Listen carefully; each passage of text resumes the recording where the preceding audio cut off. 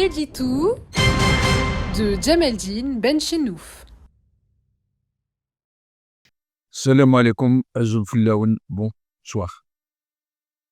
Il y a quelques jours, une jeune femme de 21 ans et ses 4 enfants en bas âge ont péri en mer au large de Mostrel. Le jeune papa est dans le coma.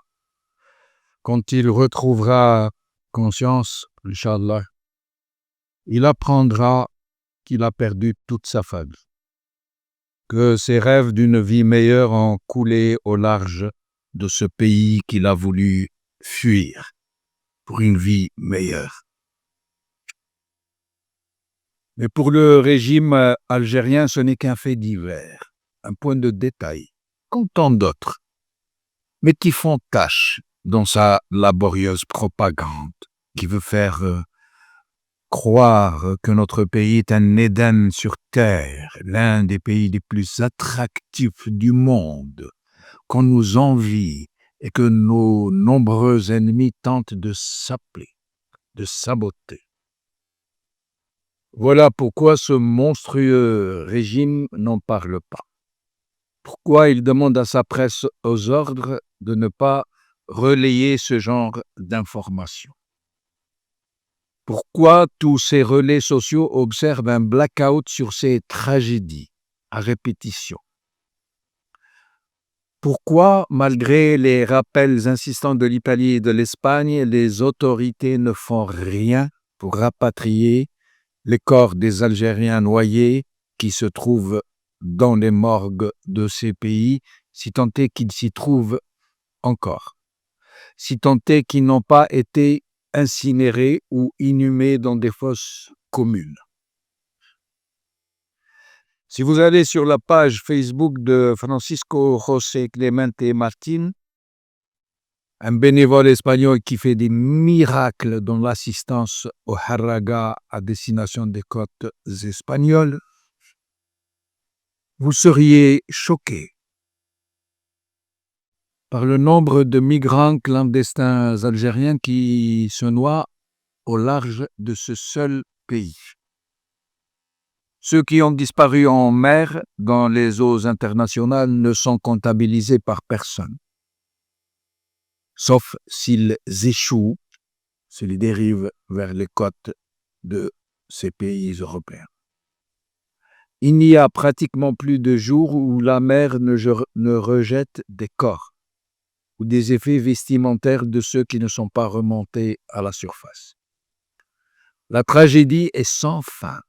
Le nombre de Harraga ne cesse de croître, des personnes de tout âge et des deux sexes, qui ne craignent plus de s'embarquer par mauvais temps, malgré les avertissements des secouristes comme José Clemente Martín, qui tentent de les guider, de les assister, mais surtout de les secourir lorsqu'ils reçoivent des appels de détresse. Pour la seule année 2024, le nombre de noyés remontés ou rejetés par la mer, parmi des Harraga partis des côtes algériennes, et dont les corps ont été retrouvés sur les seules plages espagnoles, est de 517 morts.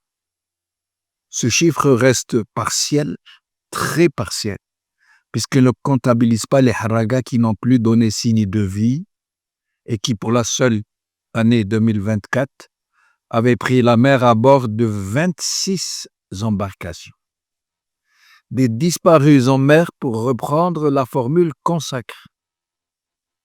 Dans cette immense tragédie d'une population de désespérés qui se jettent à la mer en corps perdu pour quitter l'enfer qui est devenu leur pays, pour eux, le nombre de noyés aurait été bien plus élevé si ce n'était la mobilisation de bonne volonté côté espagnol, navires marchands qui sauvent des Harraga en perdition, de la Guardia Civile maritime et de ses petits avions qui se portent quotidiennement au secours des embarcations en détresse, des associations de bénévoles comme celle où active José Clemente Martín, et qui font un travail humanitaire admirable de secours, de statistiques, d'identification des dépouilles mortelles,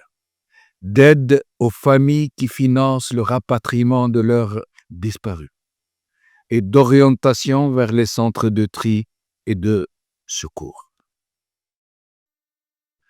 Il ne faut pas oublier la Croix-Rouge espagnole qui fait honneur à l'humanitarisme, pendant que le Croissant Rouge algérien de Madame la Sieste fait la sieste quand il n'aide pas à expulser les migrants subsahariens dans des conditions inhumaines. Le Croissant Rouge algérien. Mais le plus tragique côté algérien est l'absence choquante des autorités dans les secours et l'assistance aux familles des Harraga disparus ou en détresse. Non seulement il ne fait plus de doute aujourd'hui que les gardes-côtes ont reçu la consigne, si ce n'est l'injonction, de ne pas intercepter les Harraga, de les laisser passer, de regarder ailleurs, de les laisser passer même par mauvais temps, pour des raisons que j'avais déjà signalées, de se débarrasser du trop-plein de colère populaire et de le fourguer à l'Espagne. Mais pire encore, même les sauvetages en mer, dans les eaux territoriales algériennes, restent insignifiants si nous les comparons aux interventions espagnoles pour sauver des vies. Les moyens matériels des gardes-côtes algériens sont pourtant très importants.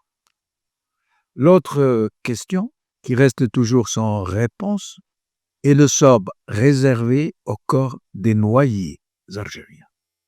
Que deviennent-ils? Nous savons que les autorités sanitaires espagnoles ne peuvent pas garder trop longtemps les dépouilles dans les morgues. Cela revient trop cher, à plus forte raison qu'il n'y a personne pour payer leurs factures. Surtout pas les autorités algériennes qui donneraient là une preuve palpable de leur connivence dans cette hémorragie migratoire.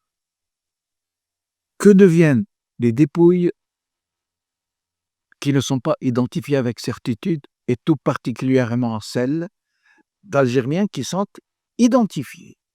Et donc les familles n'ont pas les moyens de les rapatrier. Jusqu'à aujourd'hui, aucun journaliste n'a entrepris d'investigation sérieuse sur cette question. Le régime algérien se garde bien d'y répondre. Pire encore, la question des Harraga n'est jamais évoquée publiquement, même lorsque des drames provoquent une clameur publique, comme cette fois-ci à Mostrani. Aucune réaction officielle, aucune couverture médiatique à la hauteur de la tragédie, comme si une consigne avait été donnée. Pas un mot de sympathie, encore moins de la part du président de la République. Cette question des Harraga est une indicible tragédie, occultée très laborieusement parce qu'elle pourrait lever le voile sur une criminelle connivence, sur une non-assistance à boat people en danger, mais il n'y a rien que le temps nous dévoile. Voilà.